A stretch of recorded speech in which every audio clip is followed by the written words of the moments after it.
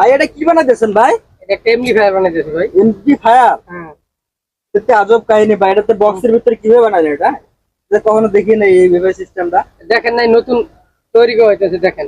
নতুন তৈরি করছেন না? হ্যাঁ, নতুন তৈরি করছি। না, আপনার জিনিসটা অনেক সুন্দর হয়েছে, তাই দেখতেছি খুব ভালো হয়েছে। এটা আপনি, আপনার মাথায় তো অনেক বুদ্ধি শুদ্ধি আছে ভাই, এটা আপনি এইভাবে করলেন আজ পর্যন্ত কোনদিন দেখি নাই এই সিস্টেমে, বুঝছেন? দেখেন নাই, এখন দেখেন।